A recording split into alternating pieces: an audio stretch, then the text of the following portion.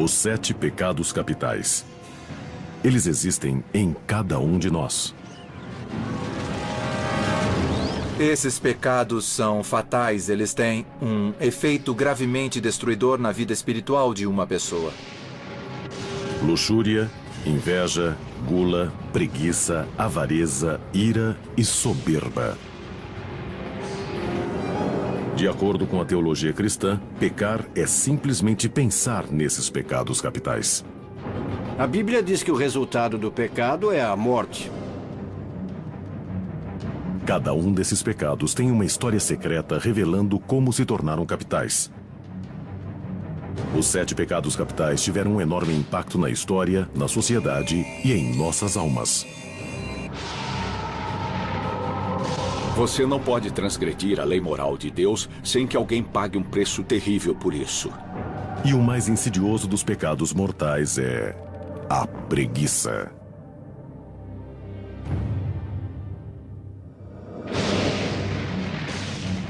Os 7 pecados capitais não aparecem na Bíblia. Apareceram 3 séculos depois que o Novo Testamento foi escrito. Por volta do ano 375, um monge cristão chamado Evagrius Ponticus fugiu de Constantinopla para um monastério no Egito.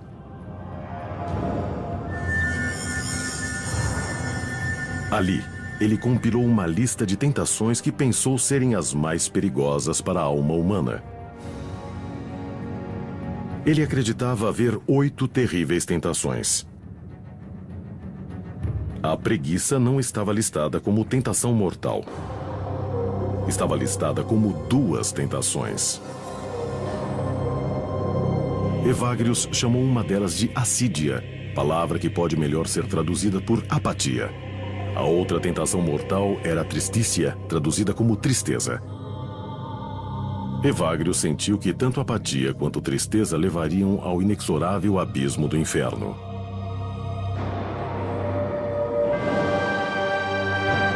No ano 590, o Papa Gregório o Grande reexaminou a lista de Evagrius. Ele a encolheu para 7, combinando a assídia e a tristícia no único pecado da preguiça.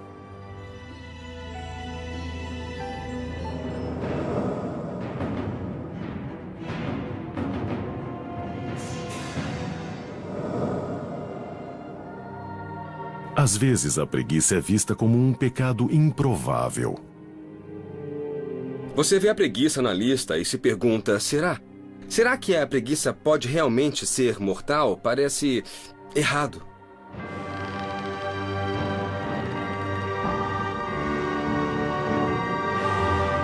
Mas os antigos sabiam que a preguiça era o mais insidioso dos pecados mortais, doce como o mel e corrosivo como o ácido.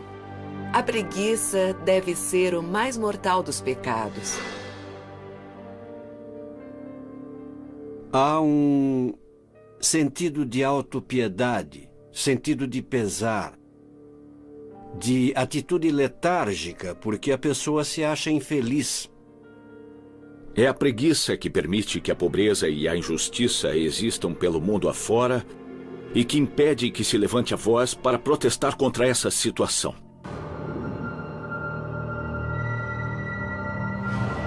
A preguiça é definida como aversão ao trabalho ou ao esforço. Com o tempo, o sentido evoluiu para inatividade ou indolência. Alguns dos primeiros escritos sobre a preguiça podem ser vistos no Velho Testamento ou Bíblia judaica. O livro denuncia repetidamente a vagabundagem e o ócio. Nos Provérbios, a Escritura diz que quem negligencia seu trabalho se aproxima muito de quem destrói. Atribui-se o livro dos Provérbios ao rei Salomão de Israel, que viveu no século X a.C. Salomão era tido como o mais sábio dos reis e seus bem-pensados ensinamentos foram coletados em vários livros da Bíblia. Suas lições mais importantes eram o valor do trabalho árduo e os males da preguiça. Está claro que há uma forte ética do trabalho na cultura hebraica. aprendemos que se não formos ambiciosos e trabalhadores o suficiente na vida, as formigas vão nos ensinar. Salomão escreve no livro dos Provérbios: vá às formigas, você, indolente, e as observe. Sem supervisão nem comando, elas provêm alimento no verão e acumulam alimento nas colheitas.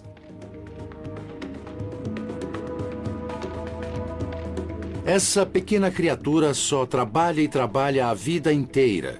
E essa afirmação sobre a formiga é usada até hoje para encorajar a perseverança, para enfatizar o sentido de trabalhar para realizar algo.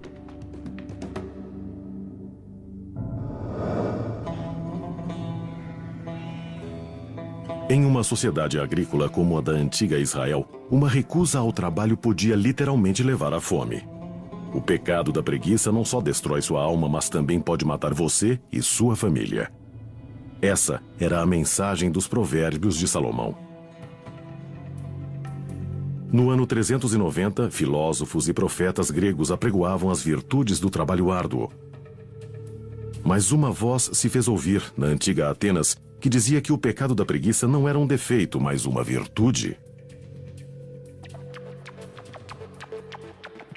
Seu nome era Diógenes. Ele vivia em Atenas e enquanto filósofos como Platão e Aristóteles pregavam uma ética do trabalho, Diógenes propunha as virtudes da preguiça. Ele não trabalhava, ele perambulava, pedia esmolas, mas fazia afirmações sempre inteligentes. Diógenes se orgulhava de ser sem teto e vivia em um tonel na rua. Denunciava a cultura de acumulação de bens e pregava as virtudes da simplicidade. Ele dizia: para que trabalhar? Para que ter uma carreira? Para que dedicar tanto tempo só para acumular riquezas que são passageiras? Ou por prazeres fugazes? E Diógenes perguntava: por que simplesmente não aproveitar o momento e viver na simplicidade? Dizem que Alexandre o Grande, impressionado pela humildade e sabedoria de Diógenes, procurou por ele nas ruas de Atenas.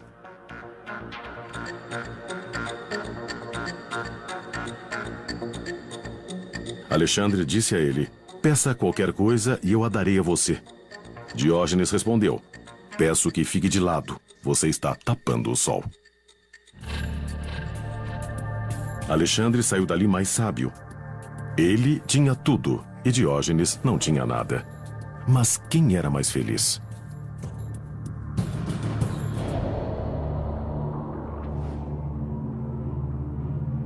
Trezentos anos depois, o Novo Testamento foi escrito e Jesus usava frases curiosamente similares. Jesus pregava a simplicidade. Ele dizia: olhai as aves do céu. Elas não semeiam e não colhem, mas meu Pai as alimenta.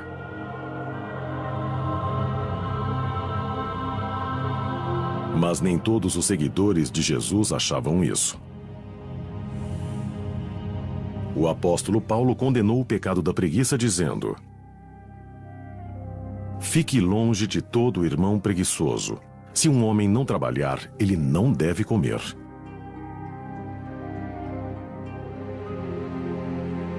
Na civilização ocidental, as virtudes do trabalho árduo se tornaram um tema dominante.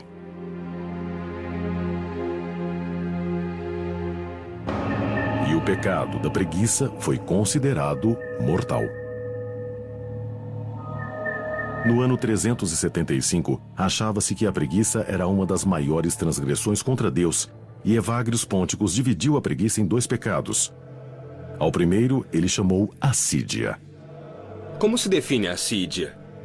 Pode-se dizer que é uma forma assustadora de apatia espiritual que acaba com a motivação. A assídia é mortal porque você fica indiferente. Você não tenta, você vira uma pessoa vazia. A assídia era considerada como um pecado primário pelos monges. Um deles escreveu: a assídia é peculiar a muitos eremitas. Deixa o monge com horror do lugar onde está, com repulsa por sua cela, e o torna desdenhoso dos irmãos que vivem com ele. Da mesma forma, ele fica indolente e apático face ao trabalho que deve ser feito.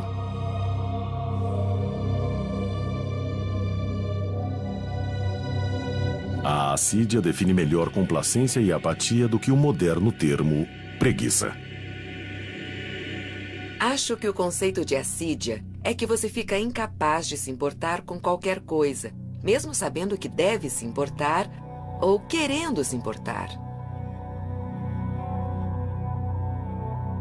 Já ouvi falar do termo morfina espiritual. E se você já tomou morfina no hospital, sabe que a dor está aí, mas amortecida, e você não se importa mais com ela. A assídia é assim com a vida. Para Evagrius, a outra tentação maligna contida na preguiça era a tristícia, que se traduz por tristeza.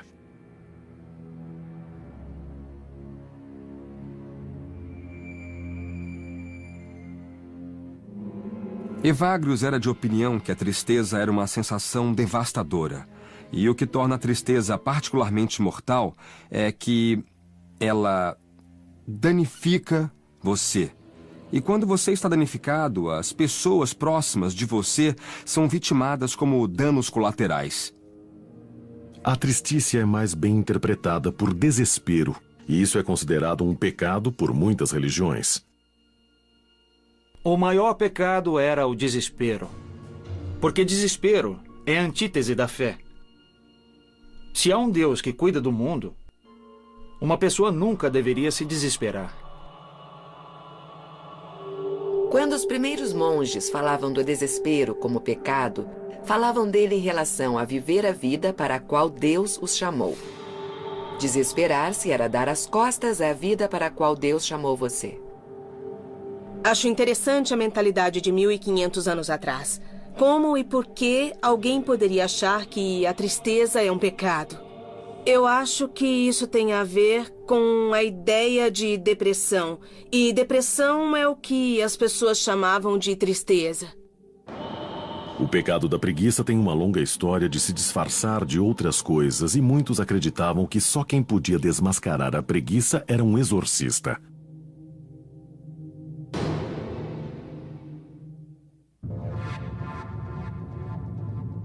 Os 7 pecados capitais vêm sendo usados como guia moral pelos fiéis cristãos há mais de 1000 anos. O pecado da preguiça se caracteriza pela apatia, pela indiferença, pela indolência e pela tristeza.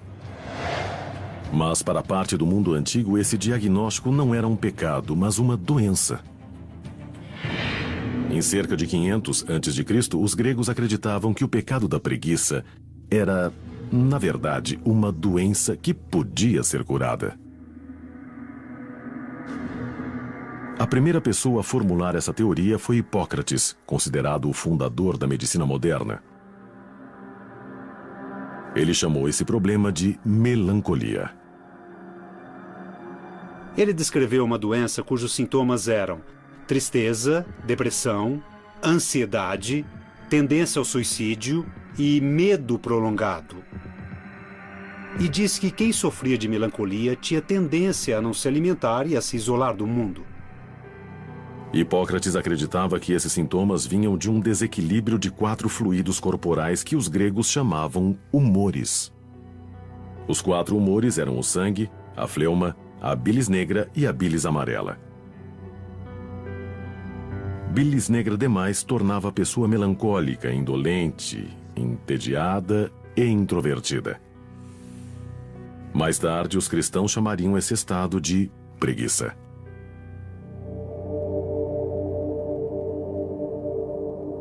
Curar o desequilíbrio da bilis negra requeria sangrias, vômitos e lavagens para drenar o fluido do corpo.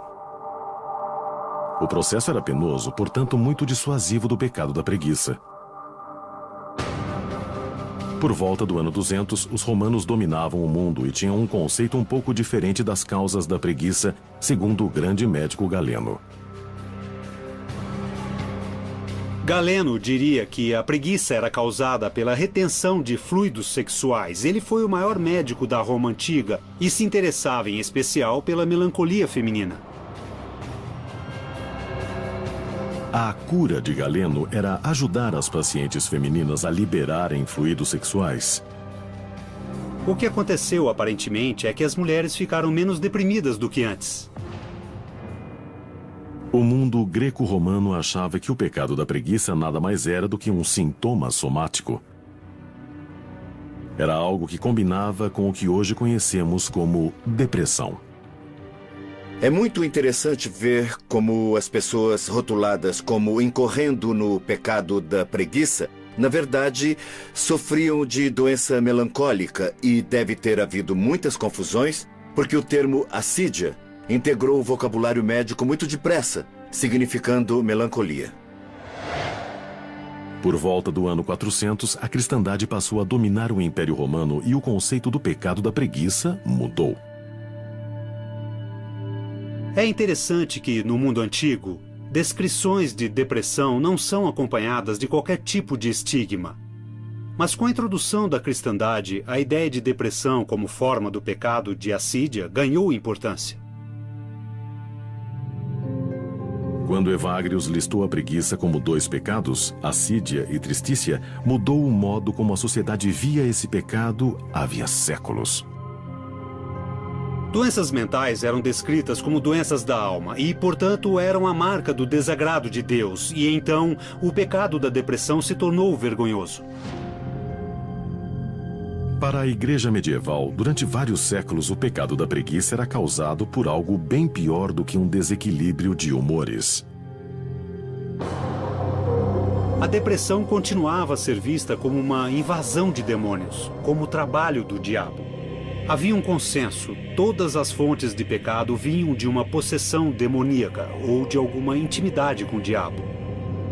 E a depressão era como os outros pecados, algo que podia ser causado quando o demônio tomava posse da alma da pessoa. Evagrius até ligou o pecado da assídia a um demônio específico citado na Bíblia no Salmo 91, o demônio do meio-dia. A depressão é um demônio que liquida a pessoa em plena luz do dia, que está sempre com você, que destrói a vitalidade de sua vida.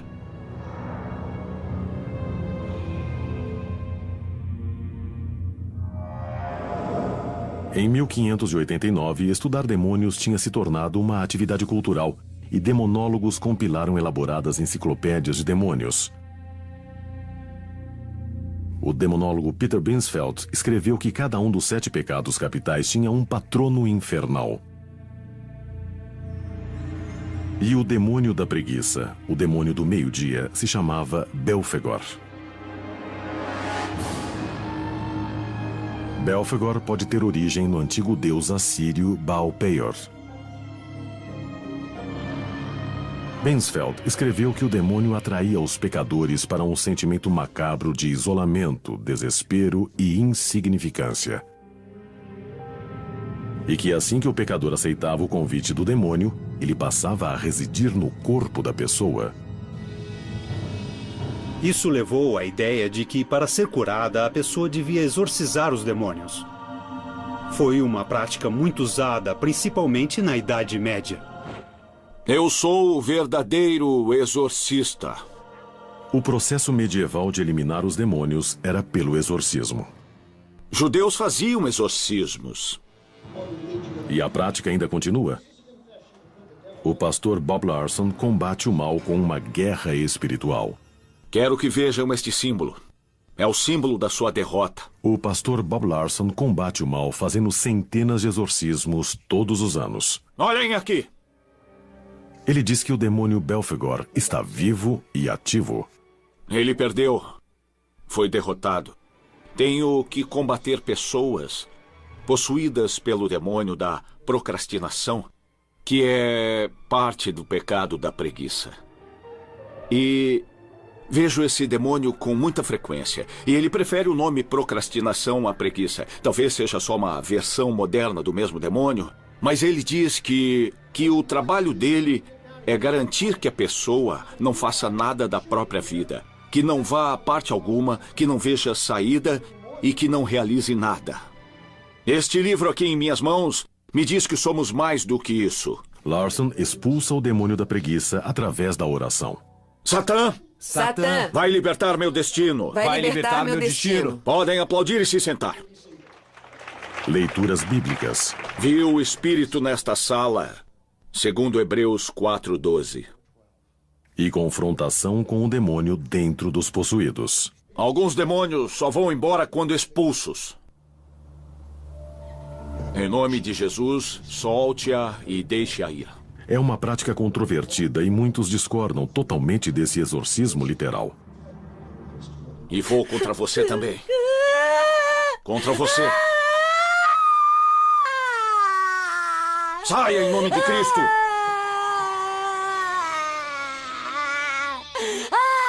Uma Bíblia, uma Bíblia. Acho que todos sabem o que quer dizer a expressão meus demônios. Quando você leva termos assim ao pé da letra, corre o risco de sofrer todo tipo de interpretações.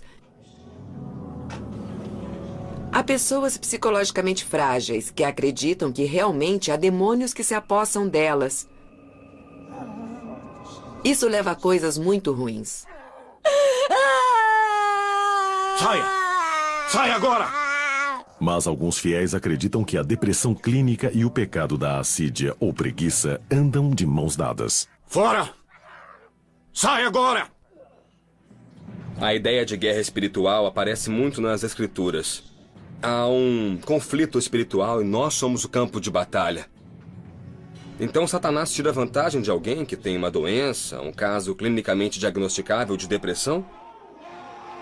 Claro que tira. Ele ataca com tudo. No mundo antigo, o conceito do pecado da preguiça deixou de ser uma doença para ser um estado demoníaco. A Idade Média veria uma nova mudança quando um dos grandes escritores de então deu à preguiça seu lugar no inferno.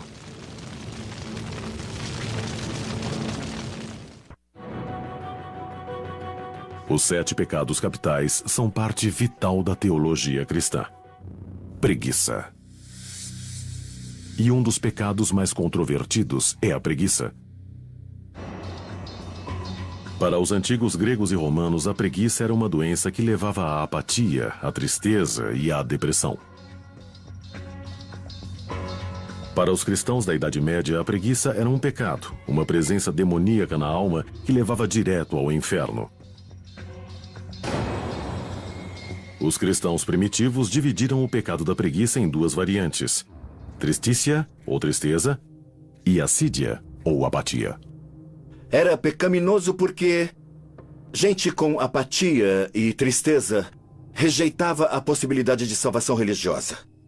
Uma característica é que a pessoa fica totalmente incapaz de ter qualquer prazer. Suas perspectivas são totalmente obscuras e sua vida passada foi inútil. E qualquer um que acredite nisso vai perder sua fé na chance de salvação. Em 1320, os cristãos acreditavam que quem rejeitava a salvação tinha um destino certo: o inferno e a danação eterna. E ninguém pintou melhor retrato disso do que o escritor italiano Dante Alighieri. O épico A Divina Comédia é um giro pelo inferno, pelo purgatório e pelo paraíso. Mas Dante nutria uma particular aversão pelo pecado da preguiça, porque conhecia seu poder. Em Dante, a assídia aparece como um impedimento ao amor. Quando começa a sua jornada, ele mesmo é tentado pela apatia. Dante e seu guia descem ao 4º círculo do inferno, onde se dá a punição dos preguiçosos. Quando ele entra no círculo da ira, a cena é interessante. Os irados estão em pé em um lamaçal e mordem uns aos outros, brigam. Na verdade, as pessoas com apatia estão submersas no lamaçal. Mal se pode ver alguém. Suas palavras vêm debaixo da superfície. Os pecadores preguiçosos falam com Dante e dizem: fomos amargos e tristes. Abrigávamos em nós uma nuvem lúgubre e agora somos infelizes neste lamaçal negro.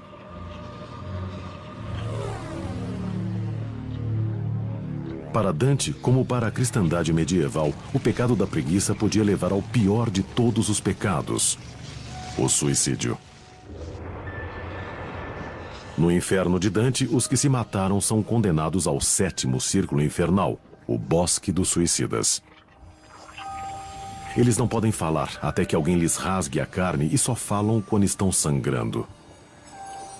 Dante conversa com uma alma de olhos vazados que lhe diz: sou alguém que não tem história, fiz uma forca à minha própria porta. Para os cristãos, cometer suicídio era assassinato. E continua a ser um pecado para muitas religiões até hoje. O suicídio é um pecado na medida em que uma pessoa é responsável por sua própria vida. A pessoa tem de estimar todas as formas de vida, a dos outros e também a dela mesma. E essa vida não pode ser jogada fora. O suicídio é um pecado para o judaísmo. É como disse o filósofo católico Chesterton: um suicida é uma sentinela que abandonou seu posto. Assume-se que temos de ficar neste mundo para preencher certas funções. Como todo ser humano é único, quando alguém comete suicídio, retira deste mundo algo insubstituível. Por essa razão, alguns teólogos insistiram em dizer que a preguiça era de longe o pior dos pecados. É o único pecado imperdoável. Imaginava-se que o suicídio fosse o ato físico resultante do desespero. Por isso, até recentemente, os suicidas não podiam ser enterrados em solo consagrado, porque se pensava que estariam, por definição, no inferno. Para Dante, o suicídio era trágico. Mas essa atitude para com o pecado da preguiça começaria a mudar com a chegada da Renascença. Em 1621, um autor chamado Robert Burton descreveu o pecado da preguiça como sendo um mal físico, mais do que um defeito moral. Ele intitulou seu livro Anatomia da Melancolia. Robert Burton, sem dúvida, é o maior escritor a tratar do tema da melancolia e da depressão, sem impor exorcismos que ele acha ridículos e sem sentido algum. Ele fala em tentar se abrir para os amigos, procurar ouvir boa música e dar boas risadas. E ele também fala em ter paciência e esperar que a fase depressiva passe. Burton diagnosticou a doença da melancolia em si próprio e atribuiu a culpa disso à astrologia. Aos 62 anos, ele fez o próprio horóscopo e acreditou saber dia e hora exatos de sua morte. E exatamente na hora prevista, Robert Burton morreu. Muitos acharam que foi suicídio. Em 1629, a colônia de Massachusetts foi formada e uma opinião diferente do pecado da preguiça começou a tomar forma.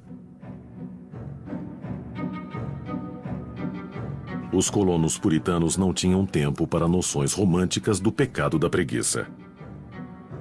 Os colonizadores da América do Norte eram extremamente críticos da depressão, vista de novo como uma manifestação do diabo, que estava por toda parte. Certamente a vida deles era bastante difícil e eles acabavam vivendo isolados uns dos outros. A depressão era quase universal nas colônias e as pessoas lutavam contra doenças, contra o sofrimento e perdas. Concordavam com o conceito do livro dos Provérbios de que muito trabalho e moderação levariam à felicidade. É desses colonizadores que nasce a chamada ética puritana do trabalho. Cotton Mather foi um pregador muito instigante. No fim do século XVII e começo do século XVIII, como outros pregadores da época, ele tinha uma visão muito limitada da depressão. De fato, a preguiça era um crime passível de punição nas colônias americanas puritanas. Mas quando a esposa de Cotton Mather desenvolveu uma grave depressão, o rígido puritano passou a ser mais tolerante com o pecado. Em um escrito, ele pede que os amigos dos infelizes melancólicos não se cansem depressa demais de seus problemas e os ajudem com paciência.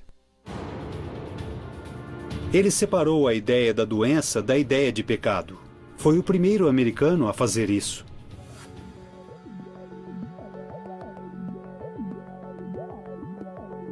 Neste caso, o sentido americano de inovação prevaleceu e o pecado da preguiça foi revisto com mais compaixão.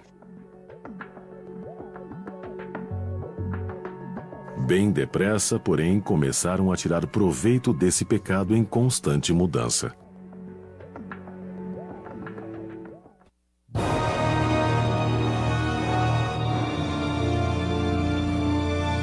Por séculos, os 7 pecados capitais guiariam a moral cristã. Todos os pecados evoluíram na história, mas nenhum como a preguiça. Na América de 1800, o pecado da preguiça era visto como uma doença, um defeito moral até mesmo antipatriótico. Na Revolução Industrial, um grande estigma foi posto na indolência. Trabalho e economia eram as virtudes de que o capitalismo precisava, de que a economia de livre mercado precisava. A ética puritana mal admitia o descanso. Você tinha que se ocupar, trabalhar para Deus e trabalhar para seu patrão, para quem quer que fosse, para manter a América crescendo e para construir estradas de ferro.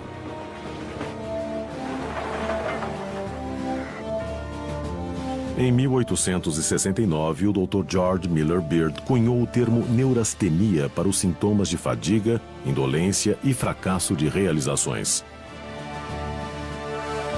A neurastenia não era reconhecida como um diagnóstico reconhecido há muitos anos, mas era tida como o resultado de excesso de trabalho. E os homens sofriam muito mais disso do que as mulheres, porque usavam mais seus cérebros. É o que diziam.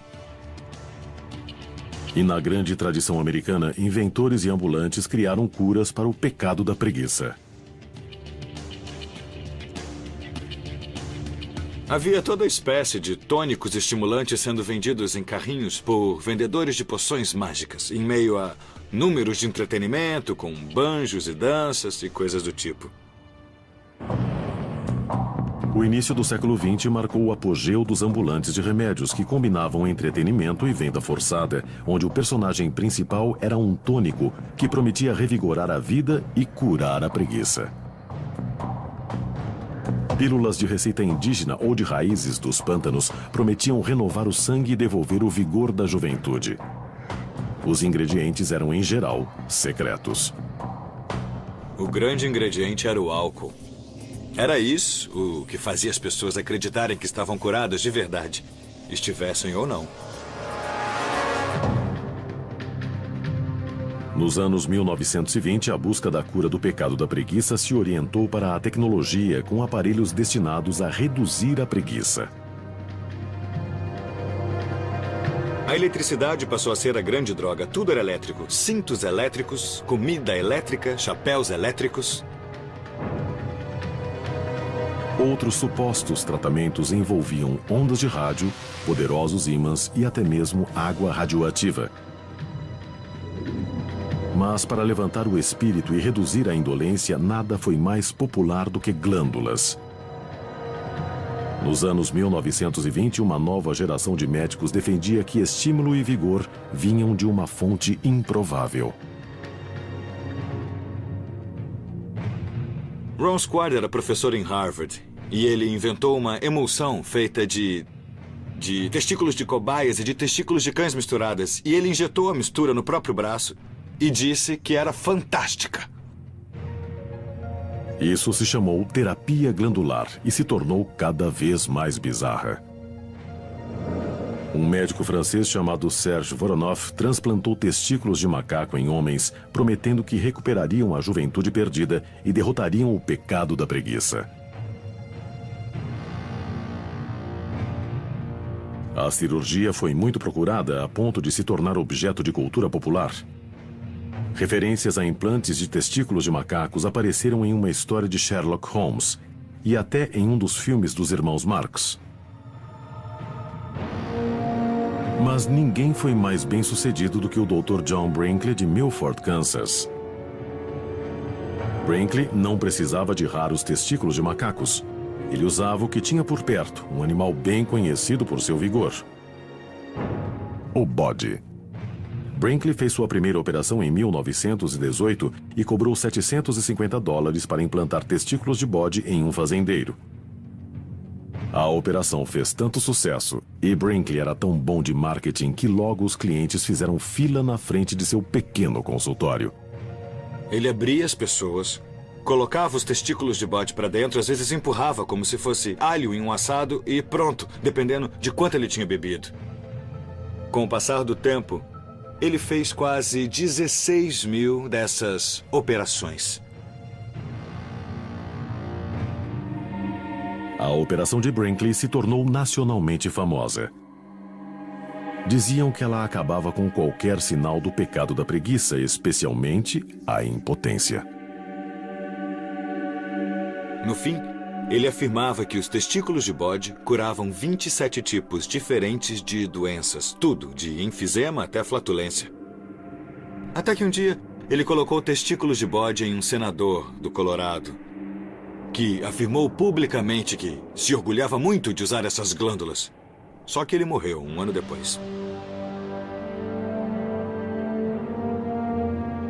A fama de Brinkley acabou chamando a atenção das autoridades médicas, que logo descobriram que ele não era nem médico, que havia centenas de queixas de que a operação não surtiu efeito e que pelo menos 42 pessoas tinham morrido na mesa de operações. Isso acabou com a moda glandular e Brinkley e outros charlatães foram afastados. Mas a busca por uma solução mágica para o pecado da preguiça continuou, muitas vezes liderada por empreendedores inescrupulosos.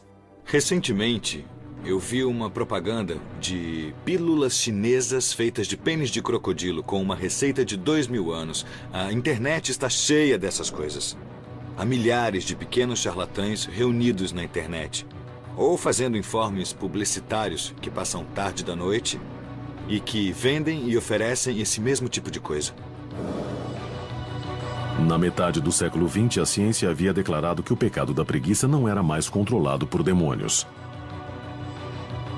Era uma doença controlável por neuroquímicos e que podia ser localizada no cérebro humano.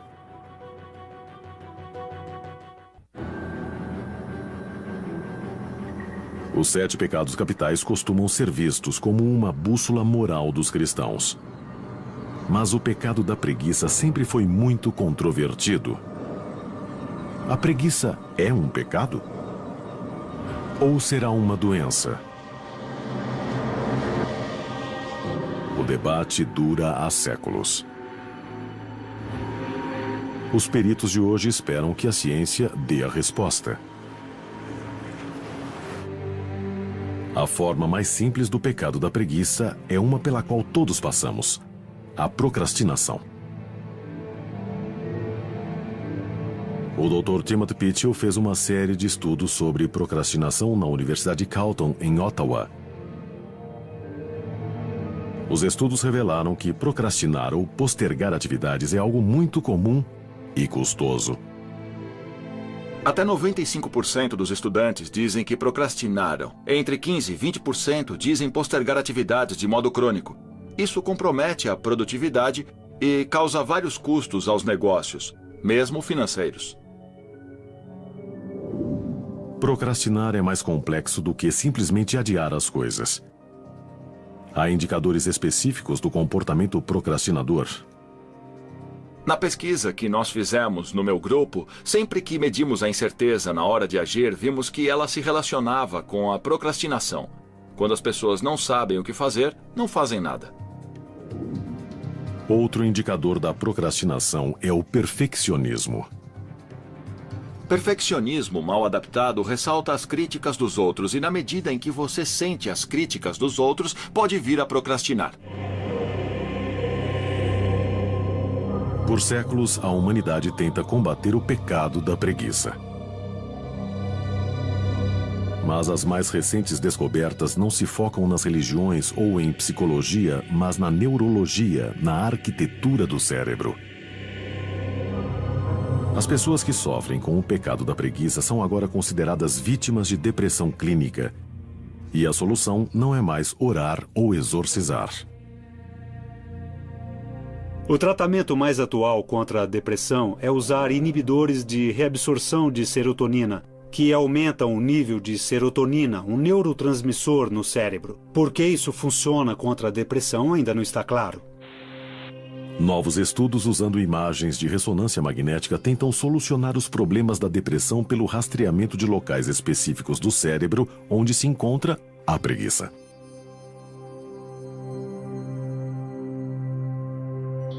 A doutora Ellen Mayberg, da Universidade Emory de Atlanta, começou usando ressonâncias para testes de emoções. Fizemos com que mulheres saudáveis ficassem extremamente tristes para ver mudanças no cérebro e no fluxo sanguíneo na passagem para o humor negativo. Esse exame simples nunca tinha sido feito antes e os resultados apontaram para uma área exclusiva do cérebro. De repente, vimos uma nova área do cérebro na qual nunca tínhamos nos detido. Consultamos livros e vimos que se tratava do chamado córtex do giro cíngulo subgenual anterior. Essa área do cérebro era tão pequena e obscura que muitos textos médicos se referiam a ela simplesmente por um número, área 25. Havia exemplos na literatura médica animal de que, se nós estimulássemos essa área, seriam evocados comportamentos de choro em macacos. Então a doutora Mayberg levou seu achado um passo adiante. Ela sabia que havia um grupo de pacientes depressivos para os quais remédios não funcionavam.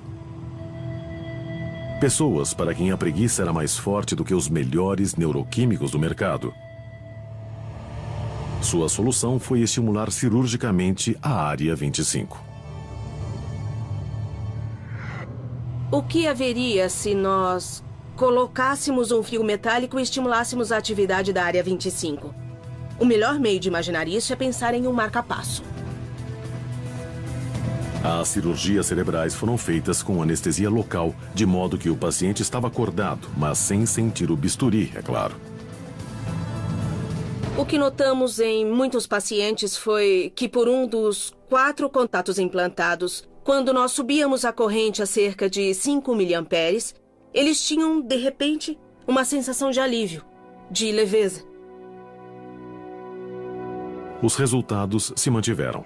Pacientes sem sucesso com o Prozac ou qualquer outro antidepressivo reportaram grande melhora da depressão depois dos implantes.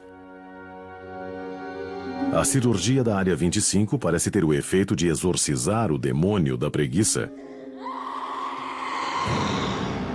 Seja o pecado um demônio ou uma doença, livrar-se dele muda radicalmente a vida das pessoas. Mas isso quer dizer que a ciência provou que a preguiça é um mal físico e não uma decisão moral? Isso prova que a preguiça não é pecado? Ainda não há uma solução para isso, mas claramente há uma abundância de tentações para a preguiça em nosso dia a dia. Para isso, a tecnologia é terrível, porque dizemos, sabe, eu vou ver meus e-mails. Só demora 1 minuto. Horas depois, ainda estamos nos e-mails. E essa é a tentação, por causa da gratificação, da recompensa imediata.